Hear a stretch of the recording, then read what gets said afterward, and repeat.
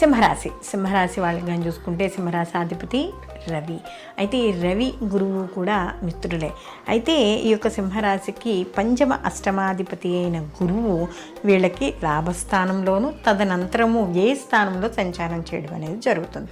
మరి లాభస్థానం నుంచి వ్యయ స్థానానికి వచ్చేటప్పటికి ఏమైనా మార్పులు వస్తాయా? అందులో ఈయన పంచమ అష్టమాధిపతి అని అనుకున్నప్పుడు వీళ్ళకి సహజంగా పంచమ స్థానానికి సంబంధించి కానీ చూసుకున్నప్పుడు సంతానపరంగా మంచి వృద్ధి అనేది కనబడుతుంది.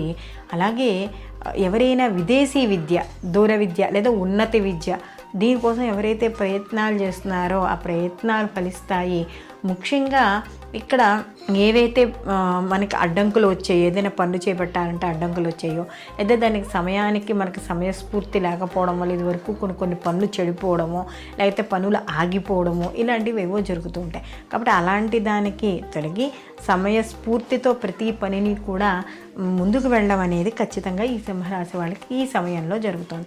అలాగే అనుకోని ఇబ్బందులు కానీ లేకపోతే ఏమైనా ఇదివరకు ఇబ్బంది పడి ఉంటే అవన్నీ కూడా ఆ ఇబ్బందులన్నీ తొలగడము, అలాగే వీళ్ళకి గతంలో ఏవైనా చిన్న చిన్న అనారోగ్య సమస్యలు అలాంటివి ఉన్నా కూడా అవి తగ్గుముఖం పట్టడము, ఆకస్మికంగా వచ్చే ఇబ్బందులు తొలగి కాస్త కొంచెం ఆర్థిక పరంగా కూడా కొంచెం నిలదొక్కుకోవడం అనేది జరుగుతుంది. అలాగే కొంత శుభవార్తలు కూడా వినడం అనేది జరుగుతుంది. అలాగే సంతానపరంగా కూడా శుభవార్తలు వింటారు.